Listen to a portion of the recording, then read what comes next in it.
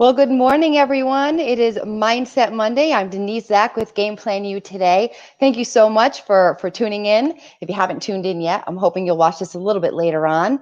I am here to get into the 6 inches in between the ears of people who are doing amazing things. I love to talk to people who are out there, doing amazing, wonderful work, who are impacting the world, who are making a difference in this world, but also really who have a story to tell and who have great history and who have something that they may have struggled with, or they have something that they can teach us through their experiences in the world. And that's why we're here, because we all need support. We all need to hear how other people are succeeding. We all need to hear how other people are getting through challenges. And so I just want to thank you all for being here today. And we're going to get started today. I am so excited because I have got an amazing, amazing guest here today. Someone who is near and dear to my heart because I've known him over the last year or so.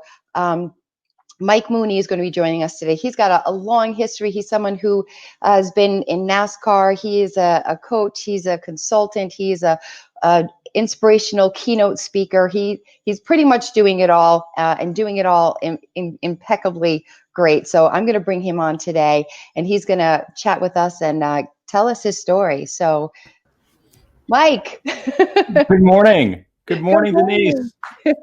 How are you? I'm great. I'm feeling better after that very generous intro that you gave me. Thank you so much. You're welcome. Well, I'm just grateful that you're here. Every time we connect, I'm very just impressed by what you do, but I really just value what you have to add to discussions, and all the work that you do just brings such incredible value to I think just the people in your life. I know that you've impacted me, and so I'm just grateful that you're here. So I appreciate that. Denise, thank you. And I feel the same. I mean, it's not easy what you're doing to show up, every week and put these productions together, but the value and the benefit of having people share their stories and what that can do for others, not only for their mindsets, but for just getting through their days sometimes, especially in today's world. I mean, thank you. Thank you for all you're doing. And about our relationship. It's been so great having you in my circle. Thank you. Thank you. I appreciate that. So let's dive in, right? Let's just dive right in.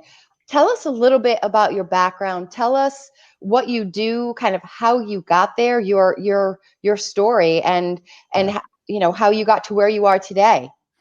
Sure. So I'll start with what I was doing, and then maybe that'll help bridge to where I am today. I've spent the last 25 years of my career in motorsports, in professional motorsports, in NASCAR, IndyCar, Formula One, primarily working with the athletes and the teams, the leagues and the sponsors, and helping bring those sponsorships, those multi-million-dollar sponsorships to life. And more importantly, having them come to life in a way that was credible and authentic and relevant to the brand to help then drive the return for those multi-million-dollar sponsorships.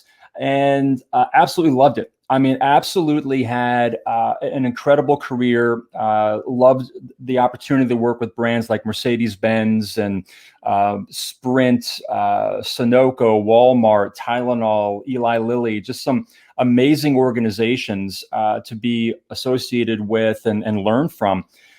But I had a seed planted in me on July 8th, 2006 that I just couldn't shake. And it took me from that date until January of 2017. It was when I decided that, you know what, I could do this job for a long time and I loved it, but I didn't feel like it was really living the life that I was really designed to live. Quite honestly, I felt like I was sleepwalking. Have you ever felt that way? Where you can do it and you love it, you're passionate, but it's just not the joy that deep down you're supposed to be finding, right? And that's what led me to making this career pivot that, quite honestly, was something I never thought I would do, because all of my relational equity was wrapped up in an industry. My name, the work, everything I did was in this space. And to actually jump out into a new world where I would be speaking and coaching and consulting, was something that really, you talk about mindset and things of that nature, I really had to dig into. So, where I ended up working toward, Denise, in this is that um, a lot of my work in motorsports was tied back to protecting, strengthening, and rehabbing reputations. And that became the basis of a book that I wrote for individuals like us. While I was doing it for teams and corporations, it's really about the people, right? That reputations tie back to, because it's our actions and our decisions and interactions that impact reputation. So I started with that message and went out speaking on reputation and the power of reputation. And that's then evolved over the past couple of years to speaking around, talking on the power of mindset, on brand, building our personal brands, influence, and things of that nature. So that's what I'm doing now. I love it. I love the shift. And I'm curious, what that date, what is September 8th of 2006? What was that seed that was planted way back then, and who planted it? Interesting. Okay, so we'll go a little deep on that then. Yeah, so that was it was July 8th, 2006, and I had previously been running the marketing communications for the Nextel Cup sponsorship for the Nextel Cup series for NASCAR. Yeah. It's one of the largest sports sponsorships in history at the time. I really valued myself through the commas in my paycheck, the title on my business card, the sway that I had around people. And we had at Nextel, we had just been acquired by Sprint. And as that had happened, my position was eliminated. It was the, hey, thanks, but you're no longer needed. Wow. And that was the first time in my life that I had ever been told, we don't need you anymore. And I was really in a place where I didn't know what I was going to do. And Denise, the more that I tried to make things happen, the more I tried to control the opportunities and where I wanted to go next, the more just it turned to crap. It's sort of like, I make the analogy of trying to cup sand. Like the more you try to put in your hands, the more it seems to fall out and spill through. So I was literally on my knees that night because I had, family, 3 small children, didn't know what I was going to do next. Nothing was working according to my plan. And I was literally on my knees, and I just looked up and I was like, Creator, just, it's just too much. And if you tell me what to do, I'll do it. Yeah. Just tell me, And Denise, in that moment, I heard one voice, and it was in my chest. It wasn't in my head. So I knew it wasn't like my monkey mind messing with me, but it was right here. And it was one word: speak. Wow. And I said, okay, great. But, about what? A little more would be really helpful, So I went to bed that night, and the next morning I got up, and around 9 a.m, I got a call from a buddy of mine I had lunch with the day before. He worked at Hendrick Motorsports at the time. And he said, Mike, I don't know why I didn't think about this at lunch yesterday, but it hit me last night when I was getting ready for bed that this motorsports association that I'm involved with, we need a speaker for next month. Would you come speak? And it wasn't like, would you come talk? Would you give a presentation? I mean, it was, The will word. you speak? And I kind of laughed and looked up, and I said, I can't say no. And I'm like, yeah, I'll do it. What do you want me to talk about? He's like, whatever you want to. And that's when I started thinking about this power of reputation. Now in 2006, social media wasn't what it was today. Like, Facebook was like 3 months old. Twitter was not even around, but Wow. I just saw this shift in how reputations for companies had to be managed differently because of the consumer engagement now. So anyhow, that's how it started, Wow. and I thought I was going to get out and do it. I got that talk led to another big keynote and another big keynote. And I'm like, all right, I'm going. But I just got this nudge to say, no, you still have more work to do. You still have more people to meet, So that's what I did those last, 10 plus years of just continuing to refine and build relationships and experience and build the material that led me to that place of like, okay, it's time to go. Yeah. So for you, there was something that you wanted to create. If you were going to do this, you wanted to do 100%. So that's telling me a little bit about your kind of your desire to really be effective and to get the message out and get it out the right way and make it polished and make sure people are going to, really, really take something away from it. And so I've watched your reels. I've listened to you talk in our meetings and stuff, and I can say without a doubt that you've polished it. You know what you're doing. You know what you're talking about. It's a great message, and I think we learn a lot from the research that we do, from the writing that we do, from the observing that we do. But in my heart of hearts, I also believe that we learn a lot from our failures or our missteps or our challenges, things that are kind of thrown at us. And it sounds to me like that time when the company said to you, "Hey, we don't need you anymore," that was one of those moments, right? Yeah. Oh, absolutely. It's funny, Denise. I've been doing a lot of thinking about this lately, just given the end of the year and being, reflective on where I've been and the journey where I want to go. And it really dawned on me that the times in my life where I've had the greatest opportunities show up were the times that that started with I give up. Where I've just been like, it hasn't worked the way I thought it was, or I was just at the end and ready to kind of just like throw it in and just say forget it. And then like a door would crack open. And I learned early on in my life, I've had these experiences. And that's what I think is important about reflecting in our lives. Where I looked back at like 3 or 4 key points where I was at that place and a door cracked, and I got comfortable being uncomfortable by walking through it. And by walking through it, something amazing opened up that I would never have imagined, dreamed, or expected. Yeah.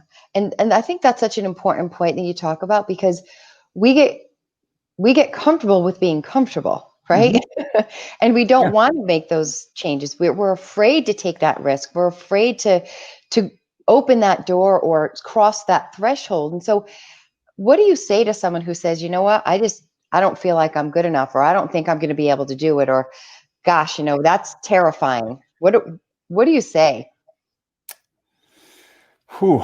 I would say that if it's something that's deep in your heart and something that with all of your belief and being, you think is something that's pulling and nudging you. And I'm not speaking to you as much as like change your career. It could be, going after an opportunity. It could be writing a book. It could be stepping into a relationship, in some way that, faith and fear ask us to do the same thing. And Mm, that's to believe in something we can't see. Right. mm, And you can take faith any way you'd like to. Like I'm very much a spiritual person, but that could be faith in yourself, faith in your abilities, faith in your track record that you're going to continue to be successful, right? But I would just encourage people that it takes just as much energy and effort and headspace to believe in the negative as it would be in the positive. The challenge is that we're hardwired to go automatically to the negative, which keeps us in a safe zone, right? And that just goes back to the prehistoric days, where it's about survival, and that's really all the mind is here to do, is to keep us alive. It's not to specifically help us thrive and grow. Now it can when we kick it into gear, but at its base, it's going to keep us in that negative. Don't go, even though you're comfortable and this sucks, it probably beats what's out there because I don't know what's there. right. It keeps you safe. What Yeah. in that kind of primal, like you said, centuries old kind of wiring that we have, which I 150% agree with. And we are much less likely to take a risk Mhm. for something good Yeah. as we are to avoid a risk because something bad could happen. So I Yeah. completely agree. And there's a difference between being methodical and impulsive. And, Mm, and that's something that I'd really encourage people to think through when they're thinking about making a change or a pivot or a shift in their life, whatever it might be. Is I did a lot of studying, and probably maybe a little more than I needed to, um, on the people who went out and went after their dreams. And the interesting thing, Denise, that I found out was that failure wasn't at the top of the list of what their concerns was or what they were anxious about. What was right up there at the top was not being prepared for when the opportunity came. Mm. Right. So think about that. Think how frustrating that could be, where you have something in your heart and the opportunity comes, but you're not ready for it. Yeah. You Yeah. know, and I'll just say, like, from my experience, like, I knew like this time was coming. I didn't know when. I honestly didn't know. So the last 5 years of my career in motorsports, 3 of those years I spent getting myself ready. And that wasn't just in my head space and my heart space. That was also talking to my wife and saying, "Hun, if we do this, we need to lower our overhead. We need to like pay our debt off. You may have to like go back to work so we have insurance and the benefits and coverage we need." And we did all those things. We sold our house, we downsized, we paid the debt off. We did those things so that, when the time was going to come, we could make it happen. Yeah. So it takes that, it does take being somewhat methodical in it, from Sure. my experience. Yeah, absolutely. And as a founder, someone who's going to be, taking a leap into something that you've developed and you feel 150% responsible for, and Yeah. then there's some weight that comes along with that, that's your mitigated risk, right? It's not like you're going loosey goosey, let's just, fly by the seat of our pants. Right? You're saying, I want to do this, and let's make sure all the emergency doors are shut and everyone's got their seatbelts on Yeah. before we take off, right? Right. Right. I And love it. at some point you're going to have turbulence. All right. We'll keep going with that analogy. I love Yeah. it. There's going to be turbulence along the way, without a doubt. But if you've got as much as you can be thinking through in place and you've thought through it, it's going to give the people around you a little bit more peace that, because I realized that, look, yeah, my wife was looking at me like, is this going to work? My kids are like, hey, is it going to work? We had 2 getting ready for college, one, another still in high school. There was a lot sort of riding on it, but letting them know that, yeah, here's what we're going to do and here's how I plan to go about it, that helps. But there was still a ton of other, unknowns and turbulence that came along the way that was just like unforeseen. Yeah, absolutely. And was there a time when you were doing this, was there ever a time where you came up against a challenge that you thought, this is tough, and I don't know if I'm going to be able to make this work, or how am I going to make this work? And how did you work through that? Oh yeah. It was literally when I jumped from the plane. And again, being methodical and a planner and being responsible, I had lined up handshakes with 6 people who said, "Hey, when you go ahead and pull the ripcord, we'll be with you, that bring you on to do some consulting work with us, do this, that, and the other." Because I needed that underlying cash flow. I never knew what the heck cash flow was. I mean, 25 years, I got the biweekly steady showing up in my bank account, whether I Right. was good, bad, or indifferent. Yeah. Now it's like, oh my gosh. Okay. Yeah. So had those 6 lined up, Denise. I'm feeling good. I jump out, and it's like a week and a half in, and I'm following up with these people. Denise, how many of them do you think came through? I'd like to say half. All right. Because you're an optimist. That's why. No, I'll tell you honestly, it was a round number. Wow. Round number. None of them. None Wow. of them. And that was that wake up moment where I was like, oh crap. Okay, this just got real. And I had to sit down with my wife, and we had a runway of savings, but the way I felt I had it worked out in my plan was that, we wouldn't have to tap into that. So right away, my wife said, "Well, babe, what do we do when we hit this date in X months? What do we Yeah. do then?" And I told her what probably no partner wants to hear when you're out starting something new. I said, "I don't know. Yeah. I don't Wow. know." I said, "Look, I'll drive for Uber. I'll go to Lowe's. Whatever I've got to do, I'll figure it out." But here's what I didn't know with all of my being, Denise, was that if I focused on that date out here, I was focusing on the wrong thing. See, all I was able to really do with my intention, my energy, my effort, my work was to focus on today, being in the present today. And I really believe that if I did everything I could do today to build this business, to build my material, to continue to follow up and do it again the next day and do it again the next day and the day after that. Okay. I really believe that when we got to this date down the road, that it was going to be fine. Yeah. And sure enough, with that, I did. I ended up landing anchor clients and getting work going before that date even hit. But that didn't come without a couple of like 72-hour stretches of being up, trying to figure things out because, that's just what you had to do. Yeah. Fear can definitely be a driver. And It's a hell of a motivator, but I wouldn't suggest living in that space all the time. Right. Exactly. It's never good to stay in that space. But the thing that I think is so important that you talked about was focusing on the right thing. Yeah. Right. We waste so much energy, mental energy, emotional energy, and really it turns into physical energy when we're focusing on the thing that we're afraid of or focusing on the thing that we don't want to happen.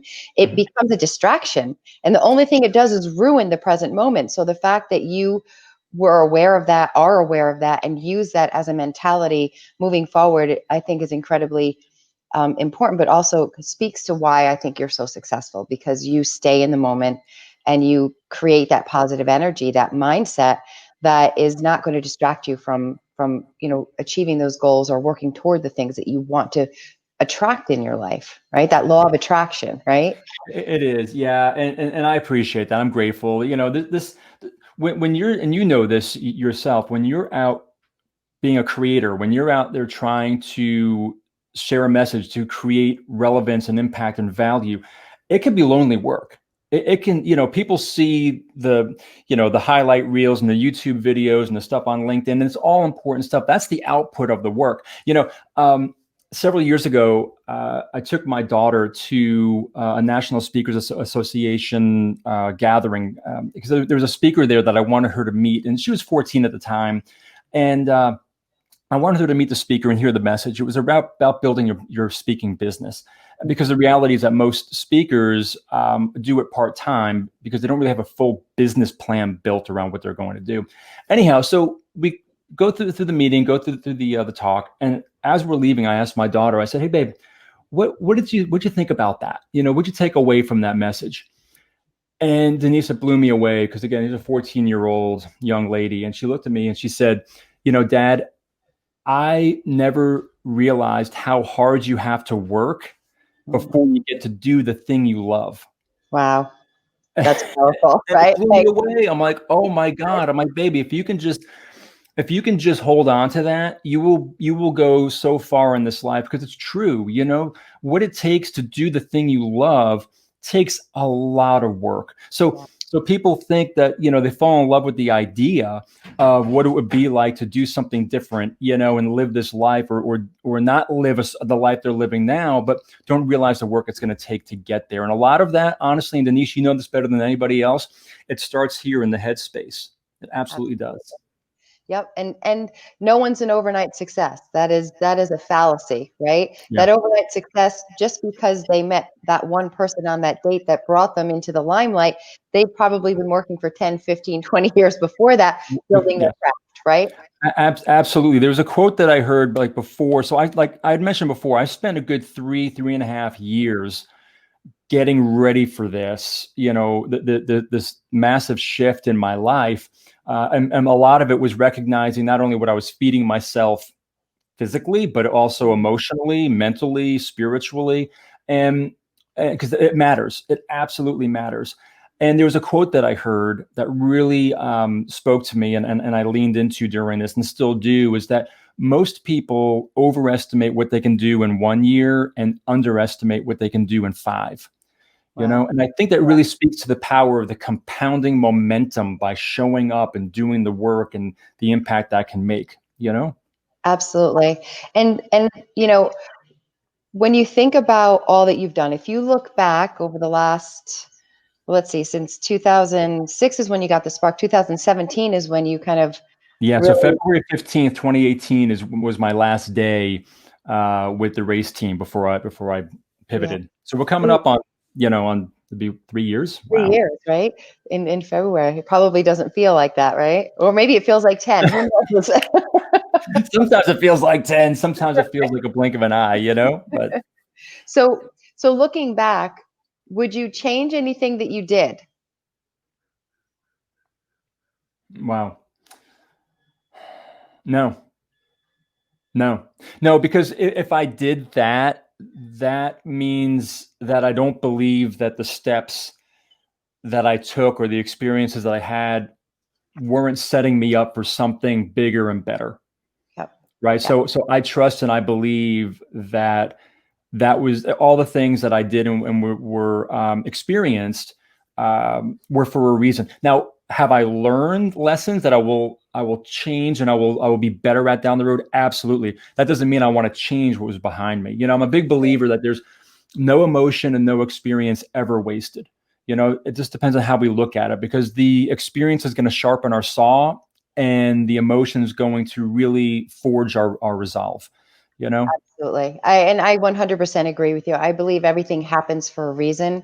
You are where you are, and you're always exactly where you need to be in order to learn Yep. what it is that you need to learn and do what it is that you need to do. And the other thing that and I'm curious to get your take on this, but I think we've been kind of talking around this too, is that I think you have certainly we need to do educational things to kind of bring knowledge into our world, but I always believe wholeheartedly that you have everything you need to to be successful inside of you already. It's just a matter of bringing it out. And I'm curious what your take on that is. I've got a take on that I believe wholeheartedly in. And it may go on the side of woohoo, but I'm going to go there with you. But I I believe that before we took our first breath on this earth, that there was a soul mission. There was a purpose of why we were put here, that we Mm, agreed to with Creator or whomever you may believe that being or entity to be in your life or your world. But because we have free will in this life and in this world, we also knew that it was a 50-50 shot whether we would actually be able to do that, accomplish that mission. Because once we entered this world and started looking at it through these earthly eyes that often lead with fear and anxiety and lack, fear of judgment, etc. Failure, observing other people's failures, and right playing in that safe zone. That we knew that we may not get to fulfill that mission. So I also believe, though, that there are points in our lives that become waypoints and guides that open our eyes to say, "Hey, you have it in your DNA." And this gets back to what you were saying, Denise, like what we're made of. And when mm, I say DNA, I don't mean like your X and Y chromosomes. These are your divine natural abilities, the things that you do that only you can do the way you do it, that impact people that in a way that no one else can, right? It's like what you do, Denise, on these shows or in your practice. It's like breathing for you. You just mm, do it. And it's beautiful. We all have those things. We just have to take the time to recognize what they are, and then how do we put them into play. It doesn't mean you quit your job, right. to then go out and save the world. I've got a good buddy of mine who's an amazingly successful banker, but he uses the money that he makes from that career as fuel to build orphanages in third world countries. Wow. Right. So the point is, you don't have to like pack it all up and, go to Sri Lanka. You just Right. figure out what it is that you have to give and do that's yours and put it into play. Right. And not get sidelined, sidetracked, by Yeah. the things that are around you that bring you fear or that might make you feel inadequate or that make you feel judged, like you said before. I think, Yeah, and the people, right? It's just as much the surrounding and circumstances as it is what's going on in your head. I mean, more often than not, the external feeds the internal, or we find that the external validates the internal, mhm, thoughts on those things. So it's really important to recognize who you're surrounding yourself with, and recognize that, what, in order to, and this was tough for me because there were some people in my circle from my previous career that are really no longer in my circle, because there had to be space and room for new people to come in this next chapter. yeah. And you have to make that space, right? You've got to make those choices, and you have to understand that we all have a bandwidth, right? And It's you only so have much. Yeah, and you have to have the people in your inner circle that are feeding that energy in a positive way, that Yeah. are adding value to your life.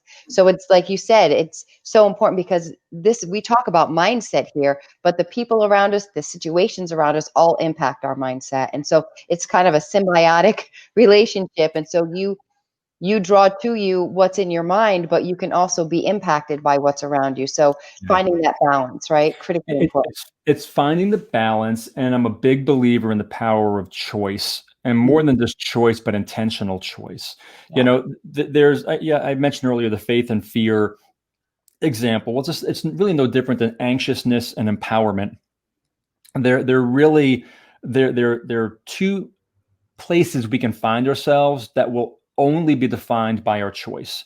We can choose to sit in a place of anxiousness, which is fear and unknown and what ifs, Mhm. or we can choose to live in a place of empowerment where we believe that with our skills and the work we're doing and the things that we have in front of us, that we can put something into play. Absolutely. I love it. Perfectly said. You know, it's um I think for what we're talking about today and everything that you're all about, Mike, it's really kind of finding that inner energy that you have, finding your focus, and Mhm. understanding how the world around you is impacting you as you're moving along, Yeah. making adjustments along the way, pivoting when you need to, but staying true to yourself and staying true to your passion. And I love Yeah. that message. Yeah, yeah, and to the shifts, you know, that's a great point because we're living at a time right now of just seismic shifts in our lives, and I've found throughout my career working with championship drivers and teams that the best drivers in the world know when, where, and how to shift on the racetrack with their vehicles, but not only in their vehicle, but in their helmets, their mindset, in order to stay competitive and stay in the race. We're no different. We're Yeah. no different. Right. Quick thinking, quick adjusting when you Yep. need to. Sometimes it's intuitive, Yep. sometimes it's planned, and you just have to know the difference between the two, right? Well, it is, but then also recognizing that it's something you've got to do. You've got to Yeah. step into it. Yeah. There was a another phrase you may have seen this in some of my messages, or even in my email. I'll end with "keep digging," and that phrase to me that was something we used in racing. During the toughest parts of the race, the longest parts of the race, we'd often hear the crew chief say to the driver over the radio, "Hey, man, just keep digging." Just Yeah. keep digging. We'd say it to the crew members, during pit stops, keep digging. Meaning, look, this sucks right now. This is tough right now, but keep digging, stay in it. Hmm. And I love that just because of the message in it and the mindset of, look, embrace the suck for right now and we'll get through it. But Yeah. shortly after I made my pivot and shift out, I came across this phrase that took on a whole new meaning for me, and I absolutely love it. And it basically said this, that I've seen the creator move mountains, but I still have to pick up my shovel every single day and dig.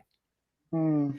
And that's the other part of this. There's the preparation, there's the mindset, and then there's showing up every day willing to pick up your shovel and dig. Too many people sit back and say, "Okay, I did it. I quit Yeah. my job," or Right. "I did this. Now where is it?" Right. Right. Where I thought this stuff was going to come to me, right? It was, Yeah. yeah, Yeah. absolutely. And and and speaking of reputation shift, the name of your book is Reputation Shift, right? Well, funny you should say that. Yes. Thank you. Here's the shameless plug right here, and also, I made a little banner for you down there too. thank you. I love it. Thank you. That's great. And it's on audio, isn't it on audiobook now too? It is, yes. You can get the hard or the soft cover book on Amazon or my website. You can also, yes, I spent time in the studio and I recorded the book there. You can get that on Audible, iTunes, and Amazon as well. So, Awesome. however you want to take it along, I've been just so grateful for the feedback that I've received on it. Because I wrote it in a way that we as individuals in this hyper connected world could really be um, intentionally working on our reputation, one of our greatest assets, Yeah. when you think about the doors it can open up or the doors it can keep padlocked shut and we wouldn't even know about it. Yeah. So I unpack 5 actionable strategies and tips in here of what we can do on a daily basis to strengthen and protect and build our reputations, all coming from my stories and experiences in motorsports. So it's a fun, fun stories, and reflection points in here as well. Awesome. And so if any of you are looking to really kind of understand what drives Mike Mooney and how he's been successful, definitely pick up this book, because you will get some amazing tips and some wonderfully valuable information about how to think about your world, your life, your work, your passion, and moving forward. So Reputation Shift is the book you all should go out and get. If you want more information from Mike, you can reach him at mike@mikemooney.com. You can also connect with him on LinkedIn. This is his, well, I have a long LinkedIn address too, but hey, just hit pause for a second, copy that baby down. Again, Mike Mooney from Mooney Consulting Group. I just want to thank you so much for being here, for your insight, for your energy, just for saying yes to coming on the podcast. I really appreciate it. It's been a wonderful discussion. Denise, thank you. I'm grateful for your time and interest, quite honestly, and thankful for the work you're doing. So thank you so much. I love the conversation as always, and for the folks who are doing, thank you for taking the time to stick with us and listen to us. And if I can be a resource to you or of any value, please reach out to me. I'd love to connect. Awesome. And if you like this podcast and you want to hear more, please hit the subscribe button below and tune in next week. And thanks so much. Have a great day, everybody.